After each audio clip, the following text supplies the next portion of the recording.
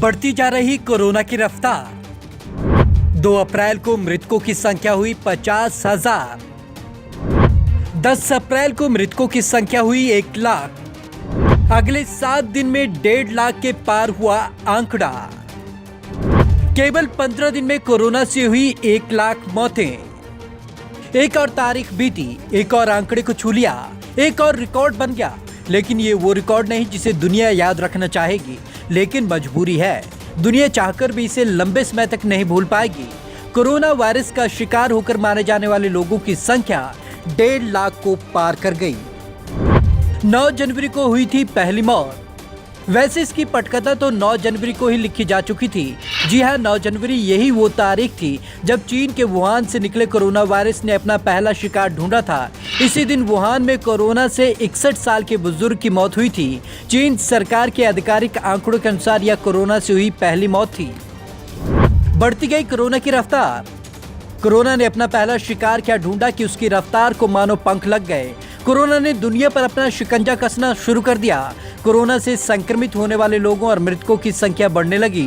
ठीक 70वें दिन यानी कि 19 मार्च को कोरोना से होने वाली मौतों का आंकड़ा 10,000 पहुंच गया। 50,000 बनने में लगे 14 दिन।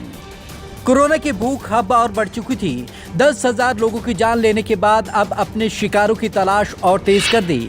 10,000 के बाद इसे अपना 50,000वां शिकार ढूंढने में केवल 14 दिन लगे और 2 अप्रैल को कोरोना से होने वाली मौतों का आंकड़ा 50,000 को पार कर गया।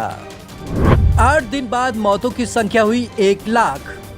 50,000 का आंकड़ा पार करने के बाद कोरोना की स्पीड और तेज हो गई। फिर क्या था, 50,000 से 1 लाख तक पहुंचने में उसे केवल 8 दिन लगे और 10 अप्रैल को कोरोना से होने वाली मौतों की संख्या 1 लाख को पार कर गई। यानी पहली मौत के ठीक 92 दिन बाद कोरोना मृतकों की संख्या 1 लाख को पार कर गई। 7 दिन में 1.5 लाख हुआ आंकड़ा।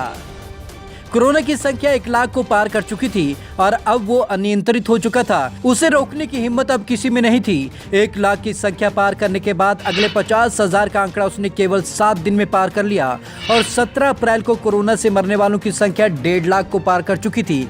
यानी केवल 15 दिन में 1 लाख मौतें और हो चुकी थी। साफ है कि जिस कोरोना से मृतकों की रफ्तार लगातार बढ़ रही है, ऐसे में अगर जल्द ही किसी स्पीड ब्रेकर की तलाश करनी होगी जो कोरोना की स्पीड पर ब्रेक लगा सके और लोगों की जिंदगियां बच सके।